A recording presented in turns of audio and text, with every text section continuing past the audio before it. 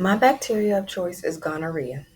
Gonorrhea is a sexually transmitted disease, also called STI, STD, or venereal disease. Signs and symptoms. Signs and symptoms of gonorrhea can come in different forms for males and females. Symptoms usually begin within 1 to 14 days after sexual contact with an infected person. In males, you can experience pus like discharge that is white, yellow, or greenish. Pain and swelling of the testicles as well. Females can experience increased vaginal bleeding between periods, abdominal or pelvic pain. Both male and females can experience painful sensation when urinating, fever, and chills. 90% of males will have symptoms of gonorrhea. More than 50% of females will have no symptoms at all. Often you can experience symptoms of gonorrhea that you don't know that you have. From your rectum, you can receive itching, pus like discharge, spots of blood when wiping, straining during bowel movements. Your eyes can experience pain, sensitivity to light, and pus like discharge from both eyes. Your throat can receive a sore throat or a swollen lymph nodes.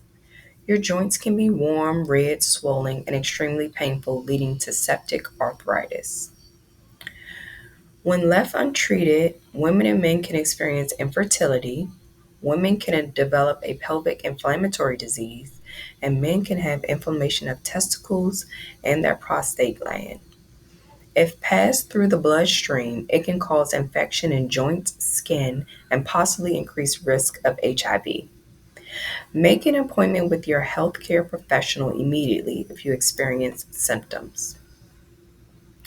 The causative, the causative agent is Neisseria gonorrhoeae.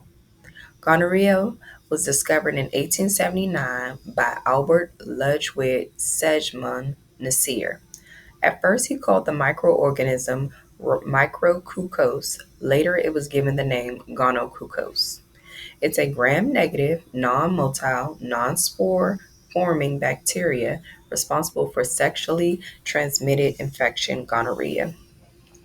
It has a thin peptidoglycan layer surrounded by an outer membrane that contains liposaccharides, a sphere cocci that appears in pairs under a microscope. It's a obligate aerobe that requires low oxygen levels for growth, but it can't survive in the complete absence of oxygen. It is able to adapt to these conditions by using alternative electron acceptors, such as nitrate for anaerobic respiration. Gonorrhea is an oblique human pathogen. It can't survive outside of the human host and relies on sexual transmission. The bacteria enters the host through mucosal membranes during sexual intercourse. They adhere to epithelial cells in the urogenital tract using pili. The pili is a hair-like structure that adhere to the epithelial cells in the urogenital tract. They play a crucial role in colonization and infection. Outer membrane proteins help the bacteria adhere to the host and issue and invade the immune system. They act as antigens leading to immune invasion.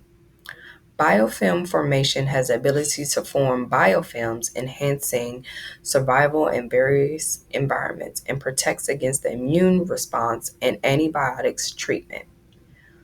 Lipoglycoside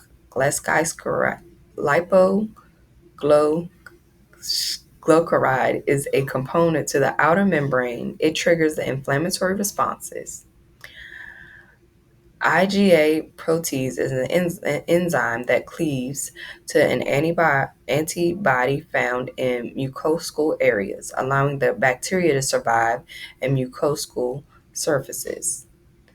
Antigenic variation can change its surface antigens, particularly its pili, making it difficult for the immune system to recognize and target the bacteria over time. This diagram above shows the pathogenesis of gonorrhea. The pili outer membrane proteins attached to the urogenital epithelium. Bacteria competes with resident microbiota that affect colonization. Once hired, gonorrhea can invade epithelial cells, leading to inflammation. Peptidoglycan and LOS stimulate immune response, activating macrophages and dendrite cells. Bacteria utilize various mechanisms, including antigenic variations, to invade host immune response. Neutrophils and other immune cells are recruited to the site of infection. Transmission. Transmission of gonorrhea is through sexual contact with an infected person that can be vaginal, anal, or oral. Vaginal sex, the bacteria can enter the urethra of the partner through direct contact with infected secretions. Anal sex through the rectal lining, oral sex transferred through the throat. The bacteria can infect mucous membranes of the throat. Children can experience transmission through childbirth from their mother that lead to conjunctivitis, which can cause blindness. Epidemiology. Reports from 2016 confirmed 0.9% of females and 0.7% males had gonorrhea worldwide. This rough amount came out to 30.6 million cases across the globe. In 2023, it was reported more than 600,000 new cases in the United States, making it the most common notifiable sexually transmitted disease. Over half the cases were people in age running from 15 to 29. Even though male and females can get gonorrhea, it is more prevalent in males. Due to the male sexual contact, male to female sexual contact, increasing males' risk for infection. According to the CDC, cases may have rose because of lack of medical care pre and post pandemic, drug use, poverty, lack of insurance, and high community transmission. Culture and diagnosis. When you see a healthcare professional, a sexual history risk assessment is crucial before a clinical examination is taken. Culture method of specimen collection is usually taken from the genital area, throat, or rectum, depending on where infection site is, or a urine test can be taken. Urine samples are the preferred method for males, but swabs from genital area are preferred for women. Samples are cultured sometimes on a Thayer Martin agar or a chocolate agar that determine the growth of competing floride, promoting growth of gonorrhea. NAATS tests are highly sensitive tests detecting gonorrhea, DNA or RNA. They can detect asymptomatic infections and are less prone to false negatives. Many women are asymptomatic because symptoms are the same for vaginal or urinary tract infections. Other methods of diagnosing are gram staining. Males with symptomatic urethritis, a urethral swab can be stained and examined microscopically. This method is less sensitive in women and vaginal and cervical discharge, as well as for throat and anal infections. Blood tests are not typically used as they do not provide reliable results for active infection of gonorrhea.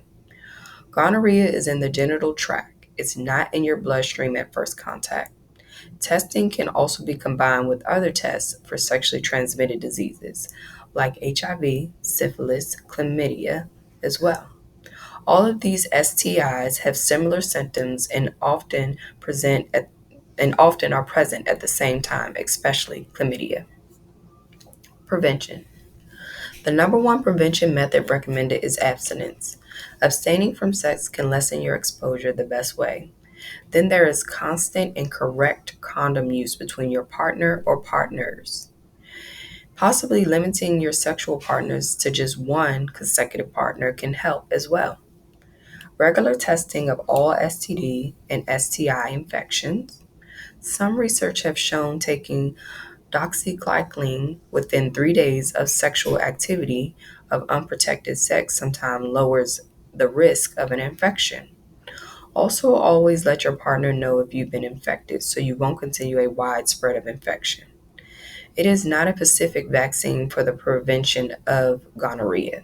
Studies are showing promising results with the use of meningococcal type B vaccine. It offers cross protection against gonorrhea.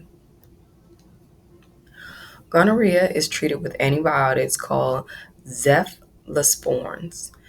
These include ceftriaxone. This is a recommended treatment for gonorrhea. It's one-time intramuscular injection into the buttocks. The recommended dose of ceftriaxone is 500 milligrams. Ceftriaxone takes 30 minutes to 2 hours to reach its highest level so it can start to fight against your infection.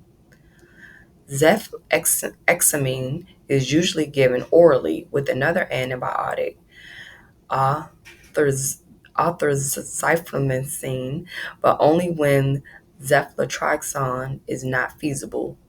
After getting your antibiotics, you should avoid any sexual activity within 7 days.